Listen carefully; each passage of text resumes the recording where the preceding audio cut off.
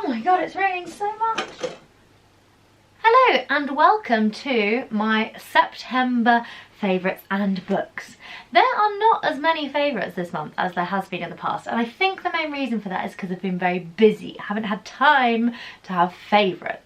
Having said that, one of my favourites has to be my new job. Do I keep going on about it? I don't know. I'm now a DT teacher, officially. I am working at a local secondary school. I have a year 7 form group and I just absolutely love it. Every day is so different. It's everything I wanted it to be and more. So, first favourite of September is my job. We'll see how long I keep saying that for. My next favourite has to be wild swimming. I'm surprised this hasn't come up in a favourites until this point, but swimming in the sea, swimming in tarns and lakes, I just absolutely love it. If you had told me that I was going to like swimming in the sea in September a year ago, I would have laughed you out of the room, but here we are, absolutely loving it. I own 2 rash vests. This is one of them, short sleeve one. I've also got a long sleeve one, which I do wear more often, I'll be honest. We are thinking that as a family we're going to do the Boxing Day swim this year in Brighton, which means that we'll need to keep going through the winter, which means we're all going to need to invest in wetsuits, I think, because the thought of going in the sea on Boxing Day just wearing this is not appealing to me, but we'll see how we go on. I just find it very refreshing. I think it's a great start to a day and it's a surprising favourite, and I like it even more for that. My next favourite has to be an app, and it's an app called Nonograms. Basically, I'm obsessed with these things called nonograms. They're basically like a picture puzzle, kind of like a Sudoku, but not the same. I am currently on level 637 of nonograms. I do the daily challenge every single day and I do all of the kind of competitions that the app has as well. I paid for the app so that I didn't have to watch the adverts, and I'm very pleased that I did. I downloaded this maybe like, oh actually I downloaded this just before the Lake District, so over a month ago now, and I'm still just as obsessed with it as I was back then. I play it every day without fail, and yeah.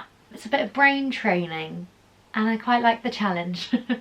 You know, my favourites this month, I don't have many things to actually show you. It's just going to be a lot of me talking, to be honest. But the next is a YouTube channel and it's called Yearbook. And basically what they do is they post all the kind of best clips from the educating programmes. So like Educating Essex, Educating Yorkshire, Educating Cardiff, which is documentaries from inside schools. I find most of the videos really funny or inspiring, and they usually bring a tear to my eye if I'm honest. But anyway, this Yearbook YouTube channel I have been loving. I've then got 2 food favourites. The first is, I'm lactose intolerant, we won't keep going on about it. The first is the cocoa yogurt. This is yogurt made from coconut milk. It's dairy and soya free and it's got live dairy free cultures in it. I have this every morning with granola for breakfast. Oh, so delicious. And it's on offer in Sainsbury's at the moment, so winner winner, coconut yogurt dinner. And my second favourite has to be this. It's called Lazy Day Foods Free From. These are gluten-free, milk, egg, wheat and vegan, and they're chocolate tiffin squares. Now, most of the Free From stuff is gross. The dairy alternatives are gross, but although these are quite expensive, they're a very good alternative for like birthday cake. And recently I've had a lot of birthdays in my life. Not me personally, obviously. People around me, lots of my friends and family have been having their birthdays and I can never have a bit of their cake, and this has come to be my alternative. It blows my mind that these are milk free, dairy free, because they're so delicious. You get 5 in a pack and they're these little squares that look like this. Yes, I could definitely make these myself. Yes, I am too lazy. Okay, I've got 3 more favourites. First up is a shampoo. This is the Garnier Ultimate Blends Shampoo, the Daily Nourisher Almond Crush. Oh, bearing in mind I don't like almonds, I don't like eating almonds, but this smells so delicious. A couple of years ago my auntie got me the L'Occitane advent calendar and it had an almond, like an almond milk soap in it, and I loved it so much. Oh, and this just reminds me of that, and it just smells so delish. This is the best smelling shampoo that I think I've probably ever used. I'm gonna say it. probably ever used. And I think it's new. Yeah, new one. Ooh. Two little favourites of mine have been very grown up and forward thinking. The first is looking on Rightmove. I check every day on Rightmove for new properties that have gone on. Elliot and I are going to start going to viewings after Christmas, which is so exciting. I can't wait to get started, but I'm always on Rightmove looking for houses for us. I think I've got quite a good grasp now of what it is that we're going to be getting for our money. The second, and don't tell Elliot, but I've loved doing this with him, is ring window shopping. Every time we go down to Brighton, we go through the lanes and we look at the vintage jewellers, and I say to him, which of these rings do you think I would like? Which of these rings do you think I would not like? And I've taken lots and lots of pictures of rings, just for reference, in case he ever wants to know what I like. Yeah, I'm going to move swiftly on from that one, but have been loving looking at rings, which has never occurred to me before, if I'm honest with you. Okay, that is all of my favourites, and books. We're on to books. I only have one book for September. It's called Sorry for the Dead. It's a new one. I think it only came out very recently.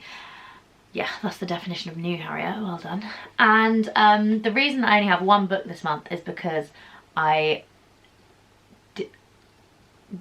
didn't enjoy this so much. That's so grammatically wrong, but I just did not like this book at all, and therefore it took me so long to read. The chapters were enormous, so I would read like a page and be like, oh god, whatever, just put it down.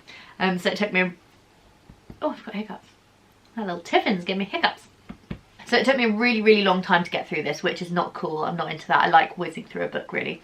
My main problem with this was that there were a lot of characters, but each of them were referred to by 3 different names. So they had their first name, they had their Miss something. So for instance, I would be Harriet, Miss Murray, and Harry, and the nickname.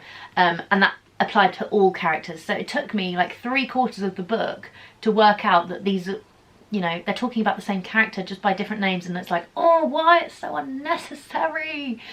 I also just didn't really enjoy the storyline very much, even though it was based in Sussex, at a place that I know. Never mind. I wouldn't be recommending that one. I gave it 1 star on Goodreads.